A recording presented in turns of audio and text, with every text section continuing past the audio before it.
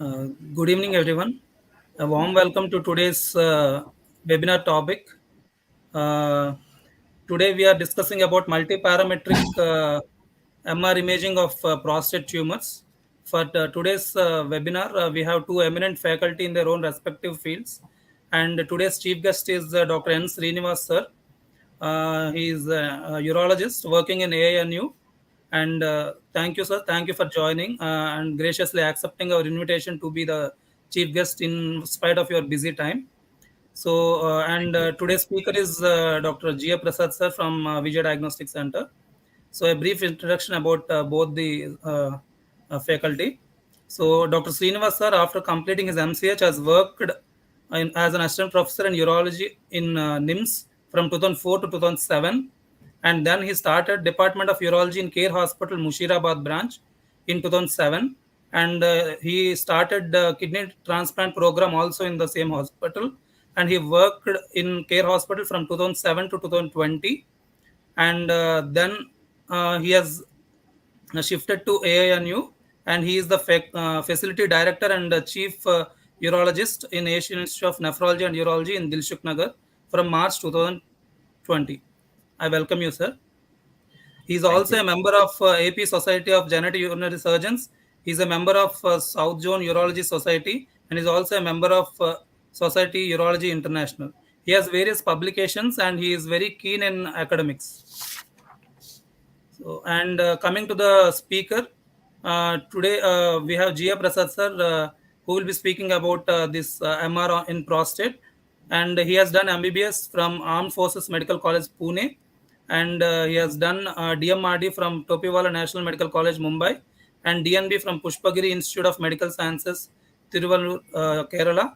And he has worked as ex-clinical assistant professor in Amrita Institute of Medical Sciences in Kochi, and post DNB he has almost 13 years of experience, and he is working in Vijaya since 2013.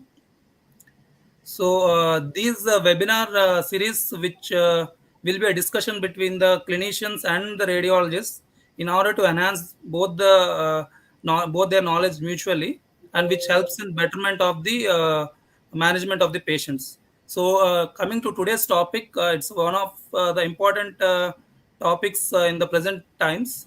It is about multiparametric MRI of prostate, because the prostate cancer is one of the leading cause of cancers in elderly males, and early treatment and plays a very important role in the prognosis of the cancer. So let us start the session and with a brief introduction about the clinical perspective and what a clinician expects from a radiologist in his report. So I request Srinivas sir to give a brief introduction. Am I audible? Yes, sir. Yes, sir. Yes, Yeah. sir. Thank you, Dr. Dileep, for the kind introduction. I would like to thank Dr. L.T. Kishore, Dr. Vishnu Mohan, and Dr. Prasad for giving me the opportunity. Regularly, we are used to stay among the urologists. Now it's a slightly different crowd that I'm associated with. I'm very happy to be with my radiology colleagues. So today I'll be speaking about when we ask for an MP MRI and what we expect from the radiologist while seeing the MP MRI, what report we expect. Actually, throughout we know that the incidence of cancer prostate is increasing. So according to the ICMR data, in 1990s it was the 8th most common cancer. Now it has come to almost a 3rd most common cancer. Reasons being many. One is increased awareness about the cancer among the population, and second is increase in the diagnostic facilities that are there. So whenever a patient comes to us, a patient above 55 years or 50 years comes to us and presents with any urological complaints, it may be an obstructive symptoms or irritative symptoms, we evaluate him for prostatomegaly and prostate malignancy. So the basic steps what we evaluate is we do a digital rectal examination and serum PSA. These are the first two basic investigations that we do. And based upon these findings, we go for the various armamentarium that are available. One is an MP MRI, next comes the trus biopsy, and then comes either a PET scan or a bone scan. Next, Prasad. Next. Can you shift to the next slide? Yes. Yeah. So when a urologist Yes, commonly asks, when a urologist commonly asks for an MP MRI, that is first when we suspect a malignancy in the prostate, that is when the PSA is between 4 to 10 or 4 to 11 and digital rectal examination is normal. Suppose we find a nodule on rectal examination, irrespective of the PSA, we go for biopsy. So MRI is not our first line of investigation. Or if the PSA is more than 15 or 20, we directly go for biopsy. So first MP MRI comes when it is in the gray zone and normal digital rectal examination. This is the most common indication that we ask for an MP MRI. And next is to know the extent and aggressiveness of the disease, because these MRI findings tell us how aggressive the disease is. And next, it acts as a guide for our biopsy. Whenever we see the report and go for a trust biopsy, we take more along with the template biopsy, we go for a targeted biopsy from the suspicious areas. And of course, we are not having, but MRI fusion biopsy is coming up.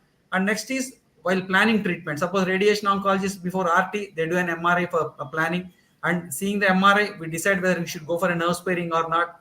These are the various conditions where we ask for an MRI. Next slide, Prasad. Can you go for the next? Yeah.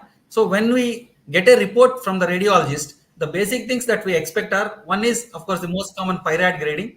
Next is, if at all there is suspicion of malignancy, whether there is a seminal vesicle involvement or whether there is a neurological involvement, whether there is an extra capsular spread or whether there is a bladder base involvement or whether lymph nodes are enlarged or not. These are the basic things that we like to see in the report. So with this introduction, I would like to hand over to Prasad to go ahead with the MP MRI. Thank you very much for giving me this opportunity. Over to you. Thank you, Prasad. Dr. Dileep. Thank you, sir. Over to you, Prasad, sir. Thank you, sir. Thank you very much, Dr. Dileep, for the introduction. Thank you very much, Dr. Srinivas, sir, for the clinical input. And we are really happy to have you and welcome you once again, sir. And first of all, I would like to thank Vijaya Diagnostic for giving this opportunity for the presentation. Also, I would like to thank respected seniors and my colleagues at the Vijaya Diagnostic Center, as well as my previous institutions, who always encourage to keep the learning process going on. Coming to the topic. Yeah, is my slide visible? Hello, Dr. Slide? No. Yeah, you're visible, Prasad. Yeah. Okay, right. Okay, so coming to the topic, MRI of prostate tumors. Basically, I'll come to the PIRATS categorization of prostate tumors, and most of the cases which will be in the presentation are from our daily routine clinical practice, and some of the authentic cases I have taken from the educational website, standard educational website. The presentation may not be complete, so we'll start. And as this presentation, initially we'll be seeing a very brief history about the PIRATS, how it started, and then we will see the normal anatomy of the MRI prostate, how it looks like. Then the main objectives of the PIRATS, and slowly we'll see how the PIRATS is applied, because it is applied separately to the peripheral zone and separately to the transition zone. So we'll see them one by one. Prostatic carcinoma, it is a very common, it commonly affects elderly people. More than 3/4 of the cases are above 60 years of age in men. And it is the second most common diagnosed cancer in men. And it is the 5th most common cause of cancer-related deaths worldwide. Increasing life expectancy and growing awareness of the role of early detection of the oncologic diseases, like Sir said, because awareness is growing on, hence it is leading to globally occurring rise in the number of detected cases of prostate cancer yearly. Transrectal sonography of the prostate gland, despite additional support with the contrast media and elastography, it does not provide sufficient sensitivity or specificity of the prostate cancer detection. So in 2012, International European Committee of Urologists and Uroradiologists came up with a set of guidelines for MR reporting for prostate tumors, which was known as PIRADS, or which is full form is Prostate Imaging Reporting and Data System, which had proven its value, but it also had some weakness. So therefore, in 2015, the new version of the guidelines, namely PIRADS version 2, was released, which was prepared by collaboration of the American College of Radiology and European Society of Uroradiology. In further attempt to reduce inter-observer subjectivity, the PIRATS steering committee further recommended some more modification in the version 2 in 2019. And the updated version was termed PIRATS version 2.1, which we'll be discussing today. And it provides an approach to the interpretation reporting of the MRI for prostate imaging. So coming to zonal anatomy, initially this zonal anatomy was introduced by McNeil in 1968, where prostate gland is divided into 4 zones: peripheral zone, central zone, transition zone, and anterior fibromuscular stroma. It is best appreciated on the T2-weighted sequences of the MRI. And the term central gland, which denotes both transition zone and the central zones in MRI, they have very similar signal intensity. They both appear dark on T2 mostly, and therefore at times they cannot be resolved separately at MR. This is usually a scenario in elderly patients where there are then the patients have more chances of BPH. These two zones cannot be differentiated. So this is collectively termed as central gland. Whereas in middle age and younger people, these two zones can be very well differentiated with the present MRI resolution available with us. So MRI, this is the normal MRI anatomy. Left, right, we have the axial T288 sequence. In the middle one is the coronal image of prostate, and the third one is the sagittal image for the prostate.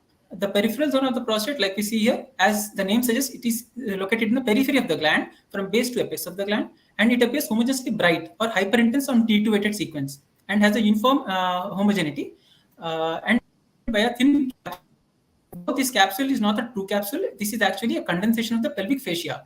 And between the capsule, between this fascia and the peripheral zone, we have prostatic venous plexus, which is separated by the gland. And in the inner part of the gland, we have two hypointense areas like rounded lobules, which are present bilaterally, and they are present around the urethra. These are the transition zone of the prostate gland, and which appear iso to hypointense on T288 sequence. And anteriorly, we have a very dark area, which is known as anterior fibromuscular stroma. And it is dark because it does not have any glandular component. And as the name suggests, it has fibrous and muscular components only. So it appears dark on T288 sequence. Similar anatomy in the cornel again. We can see peripheral zone, which is homogeneously bright and in the periphery of the gland. And this is in the posterior, this cornel section is in the posterior part of the gland. So we can see two symmetric wedge-shaped hypointense areas in the upper part of the gland. These are the central zones of the gland, which is actually present around the ejaculatory ducts. And above the prostate gland, we have the seminal vesicles, which show fluid signal. And that's why it is homogeneously bright with multiple septations and locules, which is normal appearance of the seminal vesicle. And superior to that, we have the urinary bladder. Again, coming to the sagittal section, mid-sag image of the prostate gland shows the inverted cone appearance of the prostate gland. Again, we can see the homogeneous periphery zone in the periphery of the gland. Posteriorly, we have the central zones in the upper part. And centrally located in the inner part of the gland are the transition zones. And anteriorly, in continuity with the neck of urinary bladder, we have the anterior fibromuscular stroma. Behind the prostate gland, we have the rectum, which is separated from the prostate gland by the denominator fascia. And anterior to the prostate, we have the retropubic space, which are predominantly composed of the fat and give good contrast for delineation. Some more anatomic, on the top, we have the coronal T288 sequence in the posterior part of the gland, where we can see the ejaculate from the either side draining into the mid-prostatic urethra at the verumontanum. And surrounding the T2 hypointense areas, again, these are the central zones of the prostate gland. The lower down, again, we can see these are anterior-most cut in the cornel sections, where we can see the neck of the muscle planes of the neck of urinary bladder. It blends the anterior fibromuscular stroma, and it provides a strong connection with the prostate and supporting framework. Another important landmark which we can see in the axial plane and the T288 in the posterolateral aspect of the gland are the neurovascular bundles, where the nerves and vessels, they enter the prostate at 5 o'clock and 7 o'clock, and from there they have an anteromedial course into the prostate gland. And lower down, we have axial image. Above the level of prostate, we can see homogeneously bright seminal vesicles, right and left side. Patients, normal appearance of the seminal vesicle. Because of the fluid containing, it is usually looks homogeneously bright on T288 sequence.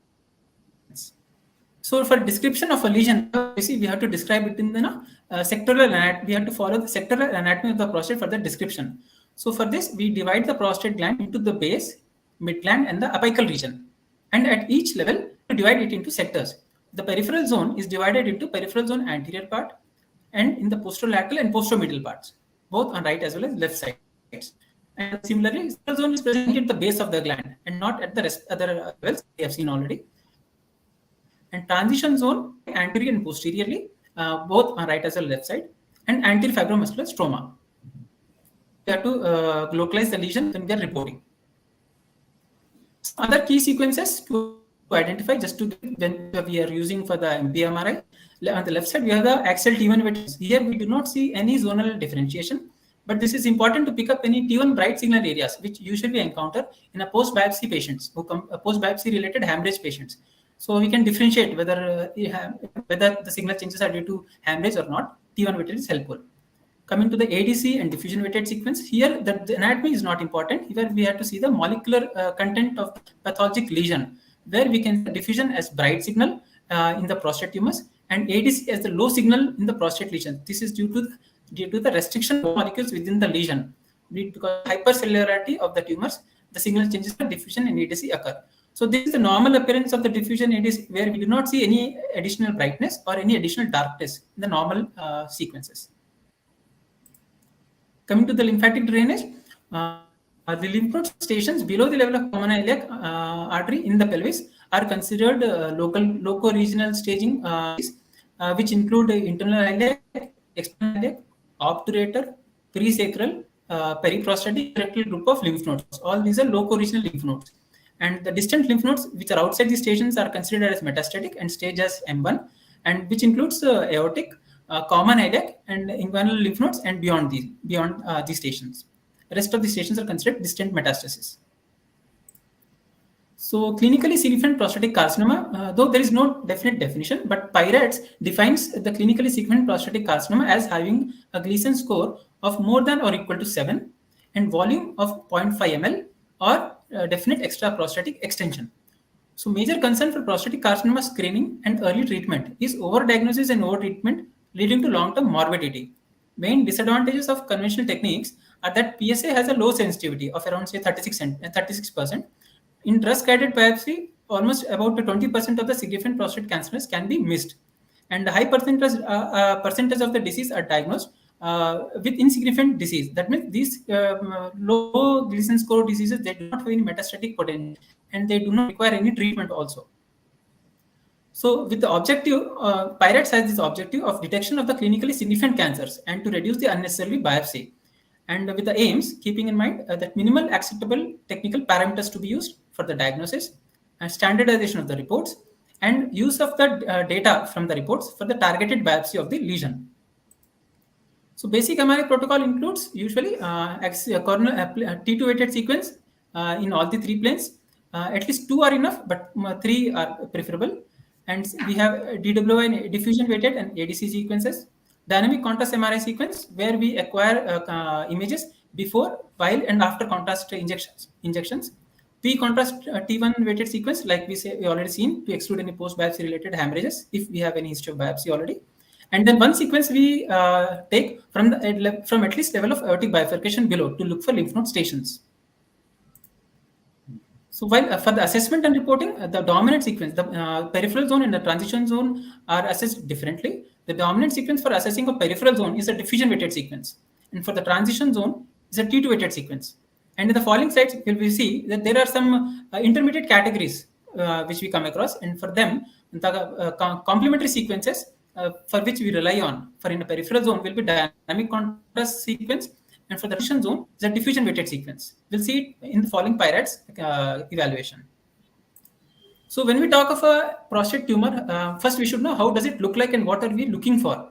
So generally, prostate tumors, they are non-circumscribed, they are very ill-defined, lenticular shaped, rounded, and moderately hypointense on T2. They are pretty hypercellular, so there are dark signal on T2 weighted sequences. They show diffusion restriction, that means they will be bright on diffusion, and they will be dark on ADC values, ADC mapping images. And they show early enhancement on dynamic contrast evaluation. And lymph nodal metastasis may or may not be there at the presentation. So we'll just see how they look like. Again, on the left side, we have axial plane T2 image, where we see there is a ill-defined lenticular shaped T2 hypointense lesion, both involving the peripheral as well as the transition zones. And it is very ill-defined and homogeneously hypointense. And coming to the diffusion, it shows very bright signal on the diffusion and the dark signal on the ADC map in the corresponding regions of the lesion. So on a dynamic contrast evaluation, this lesion shows early enhancement. We can see the bright signal coming at the enhancing zones, whereas the rest of the prostate is not enhancing at all. So this is considered to be early enhancing on dynamic contrast enhancement. This presentation is classical for prostatic tumors. However, all the prostatic tumors, they don't look the same. And they have various present depending on the histopathological nature of the tumors. So they have a range of signal abnormalities. Hence, PIRATS describes these lesions in a probability of being very low to very high probability likelihood of cancer. These probabilities are numbered from pirates 1 to pirates 5, where we have very low probability as number 1, low probability as number 2, and 4 and 5 denote high and very high probability respectively. And pirates 3 is a where the presence of clinically significant cancer is equivocal.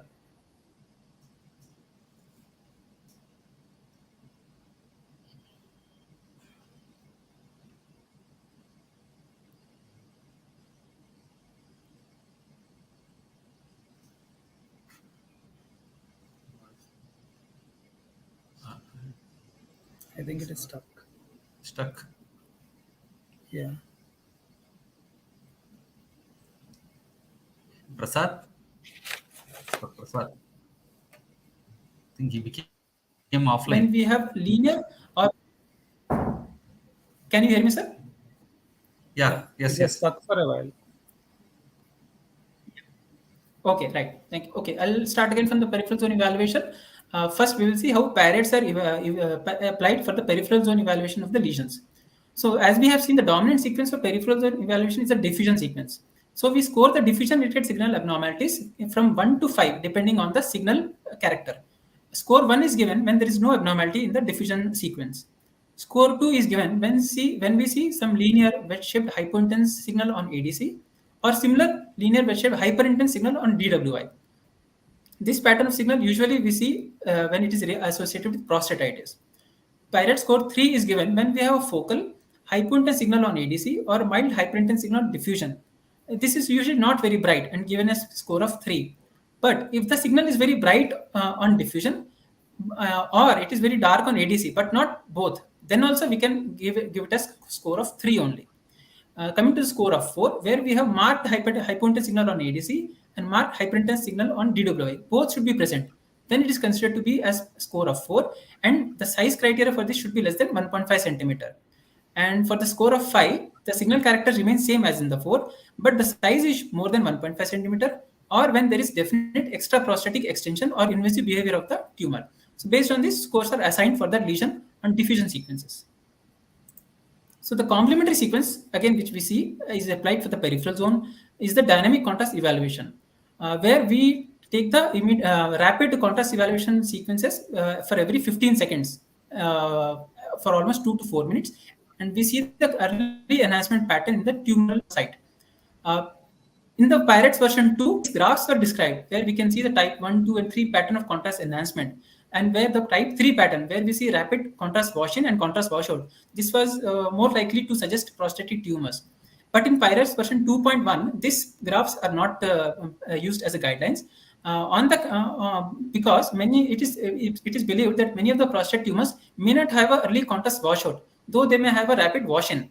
So with the present version of 2.1, the dynamic contrast evaluation is either described as is either a negative or a positive. That means either early enhancement yes or early enhancement no. Based on that, it is divided. So when there is a positive, it should follow the following criteria. It should be focal enhancement, which correspond to our finding on a T2 weighted or a DWI sequence, or it should be earlier enhancement or contemporaneous enhancement. That means the enhancing lesion is enhancing together with the rest of the gland. This will be considered as the enhancing lesion and positive for dynamic contrast enhancement. So after we have assigned the scores for the diffusion and we have seen the contrast enhancement pattern, the Pirates category is described for the peripheral zone lesions. Scores of diffusion 1, 2 are assigned as Pirates 1 and 2 only. 4 and 5 will be taken as 4 and 5. And of course, we'll be assessing dynamic contrast enhancement also. But in the intermediate zone, which is 3, which says that it is equivocal for a lesion nature, we assess the lesion for on the dynamic contrast enhancement. If the lesion shows a positive dynamic contrast enhancement, the Pirates is taken as 4. And if there is no enhancement in the lesion, no early enhancement, it is grouped as Pirates 3 lesion. We'll see them with more detail. So we'll see these Pirates categories of the peripheral zone lesions with a few examples. This is Pirates 1 case where we can see the bright signal of the peripheral zone and we don't see any in the peripheral zone. Similarly, the diffusion sequence is not bright and changes, and it is also dark areas. So this is normal gland. Pirate region where we can see in the peripheral bright signal areas on diffusion and some linear signal areas on ADC. This linear signals usually associated with changes of prostatitis. This will try one more example. This was a patient who presented with the symptoms of lower urinary symptoms and had a PSA level of 4.2. Diffusion again did not show any bright signal areas. It is some linear, some small areas of in the peripheral zone, which were of not much significance in the ADC. But coming to the T2-weighted sequence, the peripheral zone is usually heterogeneous, and we can see multiple linear, wedge-shaped, hypointense areas in the pen diffusely. And coming to the contrast enhancement, we don't see any definite discrete enhancing focus, early enhancing focus in the peripheral zone bilaterally. So with this, the classical picture for a prostatitis and considered as Pirates 2 staging. Pirates category of the prostate. Pirates 3 category. This I have taken from index website, index education site to demonstrate how a Pirates 3 lesion looks like. Pirates 3 usually have a mild hyperintense signal, and they will have mild hypointense signal on diffusion. And the T2-weighted lesion also, they will be relatively hypointense. And this further has to be assessed with the contrast enhancement pattern, like we discussed. We'll see this more. Yes, this was the with PSA of 70, PSA of 5.9, this thing, and age 74 years. On diffusion-weighted sequence, we see a definite, right focal zone on the left side, and which showed carb signal ADC map. So coming to the T2-weighted sequence, we can see ill-defined oval shape hypointense lesion with ill-defined margins in the peripheral zone. And on dynamic contrast enhancement, this showed definitely early enhancement in the dynamic study. So this was consistent for a Pirates 4 lesion. But additionally, we can see one more lesion posteriorly on T2-weighted sequence, which is appearing hypointense and ill-defined margins. Whereas on the diffusion, we can see bright speck of hyperintense focus, but it is not associated with the low signal on ADC map. So based on diffusion criteria, this will be assigned a score of 3. And when we assess it on the dynamic contrast enhancement, we can definitely see early enhancing area at the site of lesion. So this lesion is also upgraded to Pirates 4 category. And both turned out to be prostatic tumors only on the biopsy. So this was Pirates 3, which upgraded to Pirates 4. And the other side, we already have a Pirates 4 lesion. Another case, 63 years male with PSA of 5.1. We can see a definite hyperintense focus in the peripheral zone on the right side, with corresponding low signal in the ADC. And on T2-weighted sequence, we again see very ill-defined hypointense signal in the peripheral zone, which shows rapid dynamic early contrast enhancement, consistent with the Pirates 4 tumor in the prostate in the context of raised PSA levels also. Again, another case where we can patient presented with elevated PSA levels, and we can see there is a large of precision appearing bright on diffusion sequence, low on ADC, low signal on ADC involving zone diffusely and also infiltrating into the transition zone. And on T2-weighted sequence, there is heterogeneity of the prostate gland, and the capsule is totally breached with the definite extra lesion. Also posteriorly, we can see the cycles, they have lost normal bright signal, and now they appear hypotense because of the infiltration. Again, on here also, we can see diffuse heterogeneous signal with infiltration of the seminal vesicles. And on dynamic contrast enhancement, again, we can see marked enhancement within the lesion, which is corresponding to our signal abnormality changes in the diffusion and ADC sequences. This is classical for a Pirates 5 prostatic tumor with extra prostatic extension with involvement of the seminal vesicles. So since we are talking about prostatic extension, like we have seen, is the frank tumoral extension. There are some indirect signs also, which are actually when broad contact of the lesion is there with the capsule about say 10 to 15 mm, it is suspicious for extracapsular spread. Contour bulge of the capsule or contour irregularity, or neurovascular bundle asymmetry with thickening on any of the sides, also suspicious for a extracapsular spread. Seminal vesicle invasion, like we have seen in the previous case, it can be direct extension of the tumor through the ejaculatory ducts, or it can be through adjacent capsule breach with secondary invasion of the seminal vesicles. Discontinuous tumors deposit with a skip lesion in the seminal vesicle can also occur, but however, it is less common. Coming to the transition zone evaluation of the Pirates. Now, till we have seen how Pirates are applied to the peripheral zone. Now, we'll see how it is applied on the transition zone. So, interpreting the transition zone is always challenging in the presence of BPH changes, with presence of hyperplastic nodules, cystic changes, and both glandular and stromal components of the mixed T2 signal intensities. T2 imaging remains the main dominant sequence, which we assess first, followed by the diffusion for the complementary sequence. And we always assess the transitions in at least planes for assessing the nodules and the background.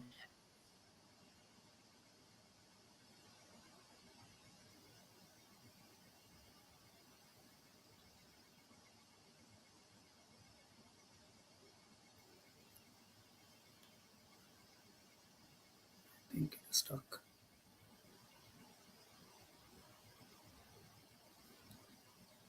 Prasad sir?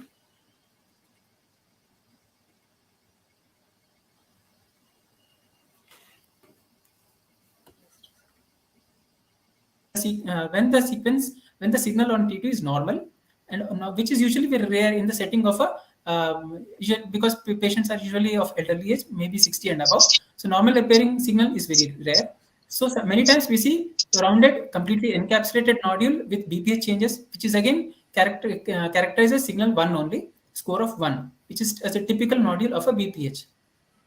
Score of 2, which is given to mostly encapsulated nodules of BPH, or a homogeneous circumscribed nodule. Homogeneous circumscribed means it is well-defined nodule without any encapsulation. Also, homogeneous hypointensity signal areas between the nodules is also assigned a score of 2. Score of 3 is given when we have a heterogeneous signal intensity lesion with the obscured margins. It is when the margins are ill-defined, it is given a score of 3. Score of 4 is given when we have a lenticular or non-circumscribed, ill-defined, homogeneously hypointense lesion, and it is of less than 1.5 centimeter size. Score of 5 is actually same as score of 4, but the size is more. Size is more than 1.5 centimeter, or when it shows a definite extraprostatic extension and invasive behavior. So once we assess the transition zone lesion with the T2 sequence, we assess with the diffusion sequence of the lesion. This diffusion criteria is the same what we have applied to the peripheral zone. Same scoring is also used for the transition zone also. So we'll just see them once again. Score of 1 is in diffusion is given when there is no abnormality. 2 actually linear or wedge-shaped signal abnormalities. 3 contents mildly hypertensive changes in ADC and mild. It can be markedly hypointense in ADC or markedly hypertensive, but together both. Only can at one time.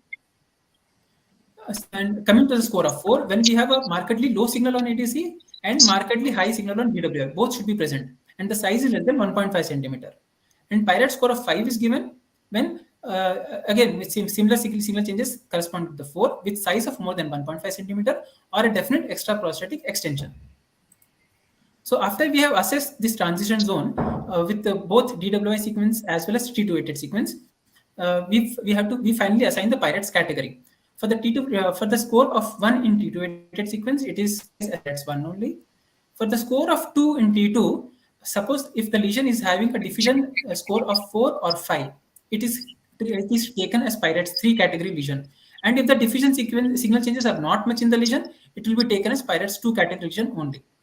Similarly, for the for the T2 weighted score of 3 lesion, if the diffusion signal changes is markedly abnormal, which is corresponding to score of 5 in diffusion, it will be taken as a Pirates 4 category lesion, where the suspicion of tumor will be more. Rest 4 and 5 T2 signal changes are taken as Pirates 4 and 5 respectively. We will see these Pirates for the transition zone with few examples. Again, we see normal signal changes in the signal changes in the transition zone, as well as changes of benign prostatic hyperplasia with very encapsulated, well-defined nodules and cystic-like areas, and no signal changes in the diffusion and the ADC. Pirates 1, no abnormal mass lesion in the transition zone.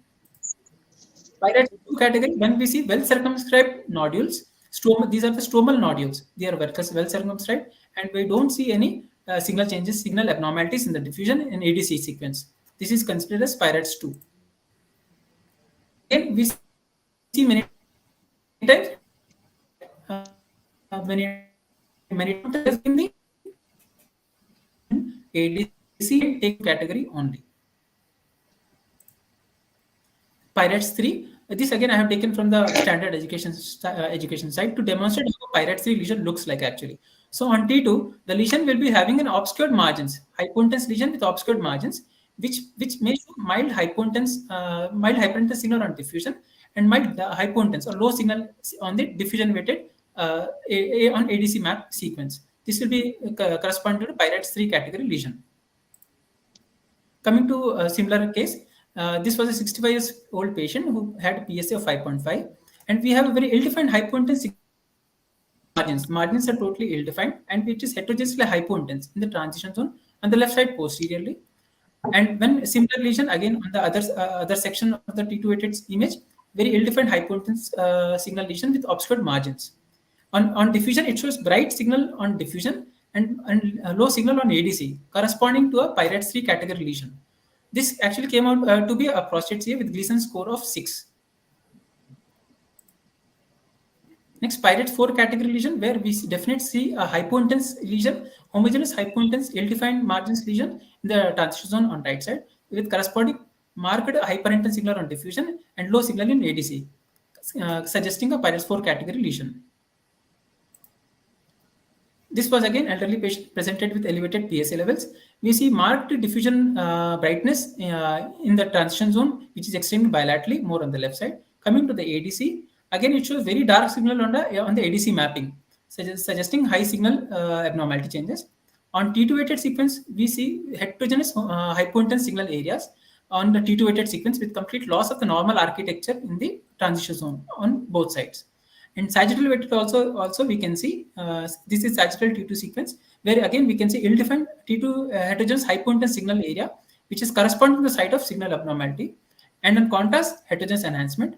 This is consistent with the Pirates 5 category lesion, suggesting prostate tumor. This was a biopsy-proven case of adenocarcinoma prostate, which was sent for evaluation of the tumoral extent. And since patient has a single functioning kidney, contrast was not done for this patient. On T288 sequence, we see large heterogeneous hypointense area of T288 signal abnormality, which is involving bilateral transition zone and also extending into the peripheral zone on either side. Similar on the other image also. And in diffusion, we can see extensive signal abnormality in diffusion with brightness and low signal in ADC. And on axial T288 sequence at the level of seminal vesicles, we can see both seminal vesicles are very hypointense due to the tumoral infiltration. And on corneal again, corneal sequence at the level of seminal vesicles, we can see heterogeneously dark seminal vesicles due to the tumoral infiltration. Again, we can see extensive marrow signal abnormalities. On T1 and T2 both, we can see extensive hypointense signal areas in the bones, femoral heads, pelvic bones, as well as diffusion also shows a lot of marrow signal abnormalities. On T1 weighted sequence, we can see some T1 bright areas in the peripheral zone on the left side. This was related to the post-biopsy related hemorrhage.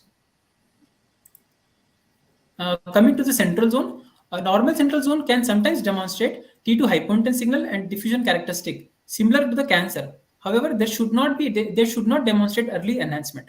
Cancers rarely originate in the central zone, only about say 1 to 5%, and much more often involve it secondary from the adjacent peripheral zone or the transition zone. Pirates version 2.1 does not stipulate any specific criteria for scoring in the central zone lesions, but it rather suggests that focal early enhancement and asymmetry in the diffusion or T288 images may indicate the presence of prostatic carcinoma. And if a cancer secondary involves the central zone, the scoring can be applied to the zone from which the lesion most likely arises.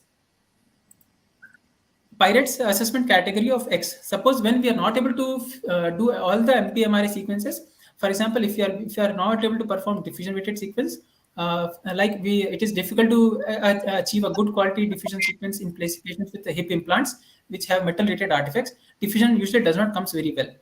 Or in a dynamic contrast enhancement, when we cannot do due to renal parameters abnormalities, it is assigned as when either of the sequences are missing, we can assign the Pirates category X. If both the sequences are missing, then we generally evaluate prostate region to evaluate for any extra prostatic extension. To summarize, Pirates remains primarily a prostate cancer detection and diagnostic system in MRI, and it communicates the likelihood of clinically significant prostatic cancer. MP MRI has very important role in prostate cancer imaging, including tumor detection, characterization, risk stratification, local staging, and image guidance for biopsy and focal therapy. A Pirate system is a living document with adaptations being made in it as evidence accumulates in its use in the clinical practice. Future developments will include further investigation in the biparametric MRI, though there are no specific guidelines for any biparametric MRI, but in future it may come, especially for those who have family history or those who have a previous biopsy negative for the prostate, and also applications of artificial intelligence, incorporation of MR spectroscopy and MR elastography, and potential integration of circulating tumor cells or serum and urine biomarkers. Thank you very much. Thank you, Prasad sir, for extensive demonstration of the PIRADS scoring system. And personally, I feel MR prostate is one imaging modality where TAT time is very high in most of the centers, I feel, because of its complex nature. Nobody wants to report it in the first go. So, and even lack of awareness of PIRAD scoring. So, it was an excellent and beautiful pictorial depiction of the PIRAD system. So, I think this webinar would help the future radiologists for better reporting of prostate cancers. Thank you, sir. And now I would request Srinivas sir for his comments and if any questions he has for Prasad sir.